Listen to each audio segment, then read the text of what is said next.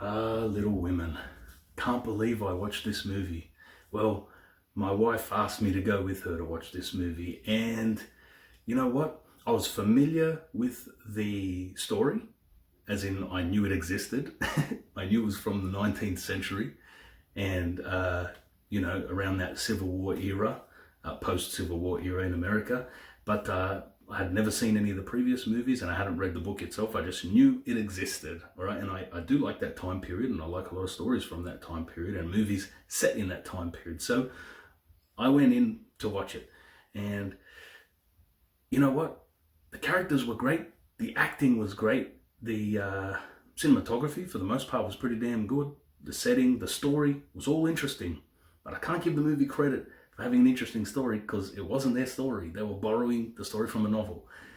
But the movie itself, I didn't like the way it was structured. All right, there was a lot of chronological jumping and time shifting in it. And, you know, I don't hate every movie that does that. I mean, Pulp Fiction does it, and I bloody love that movie, all right? But this movie, it didn't do it in a coherent way. I didn't know what the hell was going on half the time. I couldn't tell, is this before or after that incident, or before that incident, or I didn't know what was going on half the time. Maybe it's just me, maybe I'm a bit slow, I don't know.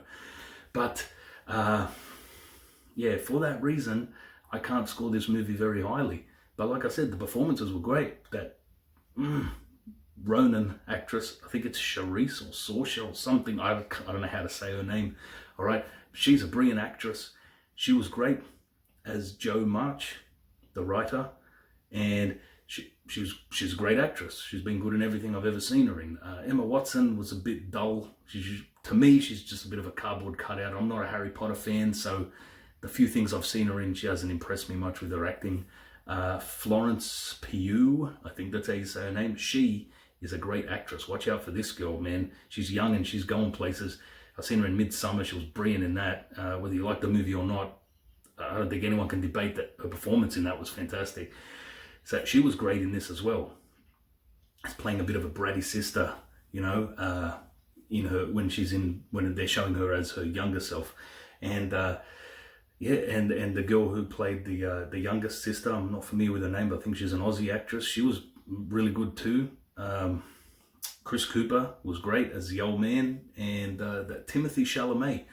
Now I did go into this interested to see his performance because he's playing Paul Atreides in the Dune movie coming up at the end of this year, and I am bloody well looking forward to that big time. So I wanted to see how he was as an actor, and you know what? He was good. He was good. He's got charisma, and I think he could pull it off because even though he's like in his early 20s, the guy looks pretty young. And I think Paul's character is supposed to be pretty young. So I think he could pull it off. I think he might do well in the Dune movie. But back to this movie, because this is a review for Little Women.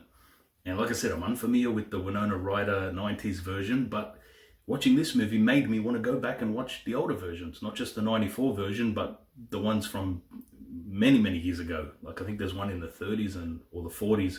I want to check out that one as well because the story is very interesting. Oh yeah, Bob Odenkirk was in it too. Better Call Saul.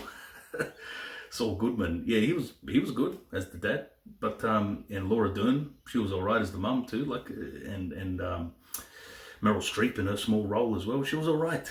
She was all right. You know, I thought this movie, being directed by Greta Gerwig, and she's a young woman in Hollywood and all that, I thought this movie was going to be agenda-driven, if you know what I mean. But I didn't notice.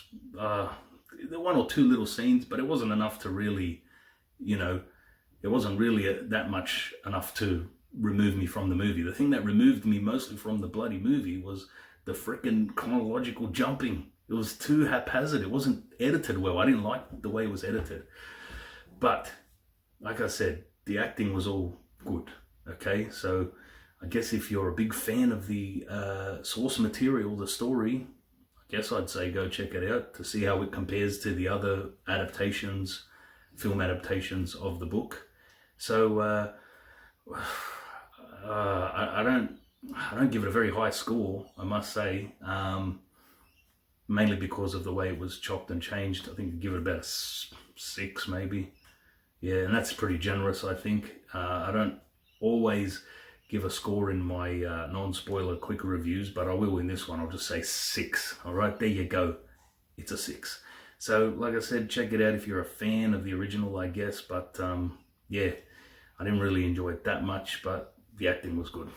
It's about the best thing I can say about it. All right, I'll leave it there. Please like, share, subscribe, comment, and all that stuff. Take care. Be good. See you later.